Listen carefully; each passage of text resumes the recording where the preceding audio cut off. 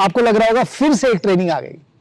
4 दिन तक रोज 8 घंटे खटना पड़ेगा और 1 से 5 तक बच्चों को ही तो पढ़ाना है। हमारे पास इतनी सारी डिग्री हैं, तो इतनी ट्रेनिंग की क्या जरूरत है? आपके सवाल सही हो सकते हैं, लेकिन उनको 2 मिनट तक थाम कर रखिए। मैं आपको एक छोटी सी कहानी सुनाना चाहता हूं।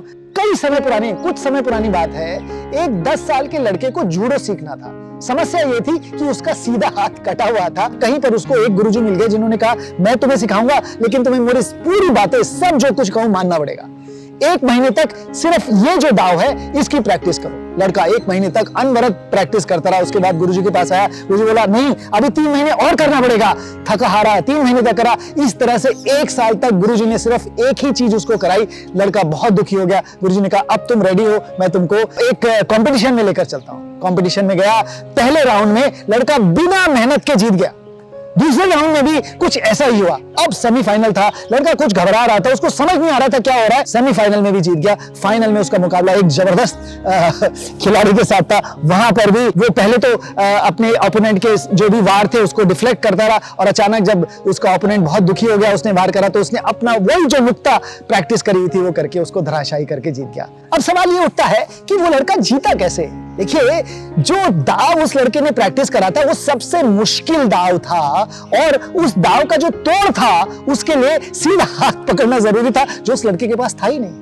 कई बार हमें लगता है कि ये संसाधनों की कमी जो है वो हमारा कटा हुआ हाथ है, और जो हमारा दाव है वो बहुत सारा सामान हमें मिल जाए, जहां से भी मिले, तब हम अपने बच्चों को पढ़ा पाएंगे।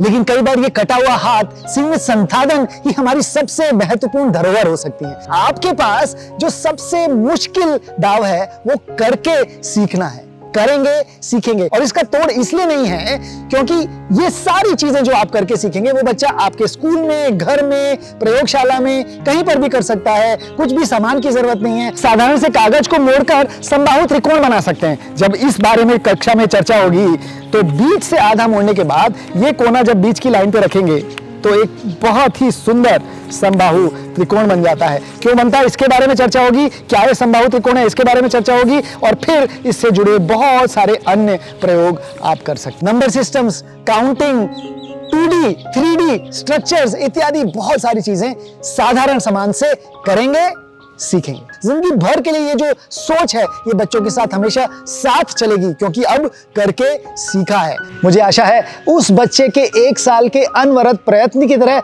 आप भी इस कार्यशाला में मन से भागीदारी लेकर निपुण बनेंगे।